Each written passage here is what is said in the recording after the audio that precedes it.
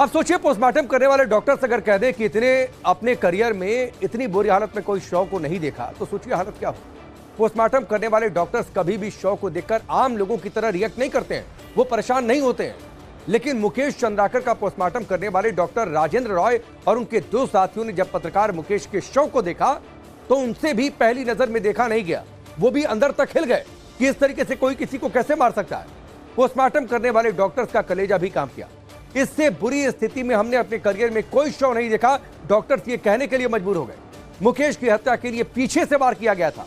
मुकेश के जमीन पर गिरने के बाद ताबड़तोड़ हमले हुए और ताबड़तोड़ हमलों में अलग अलग जगहों पर शरीर के अलग अलग हिस्सों में गहरी चोट हुई और इतनी गहरी चोट की पल भर में ही मुकेश चंद्राकर की वहीं पर मौत हो गई। लेकिन आइए अब आपको समझाते हैं कि आखिर किस तरह से इस पूरे मामले का पर्दाफाश हुआ। इस पूरे हत्याकांड से परतें अब धीरे धीरे उठ रही हैं, ये भी आपको आपके सामने जानकारी रखते हैं। 1 जनवरी 2025 को शाम से, यानी नए साल के दिन शाम से लापता हो गए थे मुकेश। 2 जनवरी को मुकेश के भाई ने एफआईआर दर्ज कराई कि मेरा भाई मिल नहीं रहा है।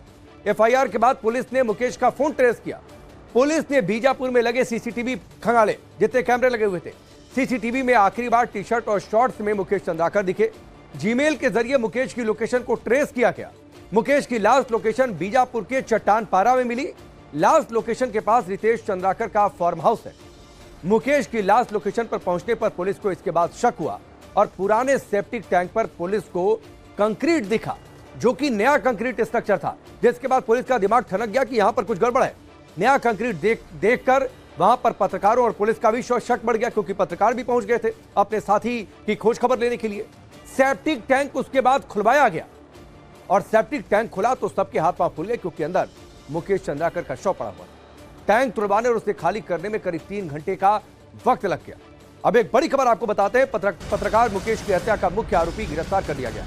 पुलिस ने मुख्य आरोपी सुरेश चंद्राकर को धर दबोचा है। हैदराबाद से गिरफ्तार हुआ है सुरेश चंद्राकर। इससे पहले 3 आरोपियों को पुलिस पहले ही गिरफ्तार कर चुकी है, लेकिन अब सुरेश चंद्राकर भी पुलिस के शिकंजे में। और उसकी ये तस्वीर आपके सामने है, जो मुख्य आरोपी बताया जा रहा है मुकेश चंद्राकर हत्याकांड का। तो इस वक्त की बड़ी खबर है, ये तस्वीर सुरेश चंद्राकर की, जिसके अंदर इस कदर हैवानियत सवार थी कि इस तरीके से मारा पीटा गया मुकेश चंद्राकर को कि 15 फ्रैक्चर शरीर में हो। पोस्टमार्टम करने वाले डॉक्टर परेशान हो गए कि इतनी बुरी हालत में शव उनके सामने आ गया।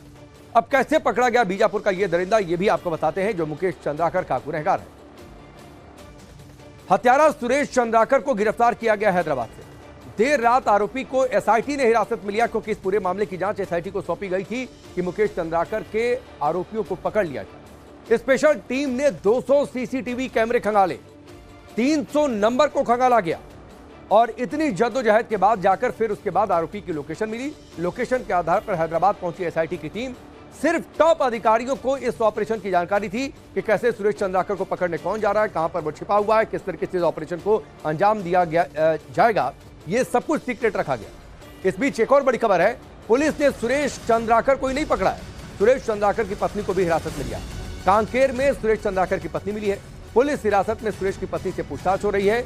पत्रकार की हत्या से जुड़े सवाल पुलिस कर रही है सुरेश चंद्राकर की पत्नी से और उससे जानकारियां निकलवाने की कोशिश कर रही है।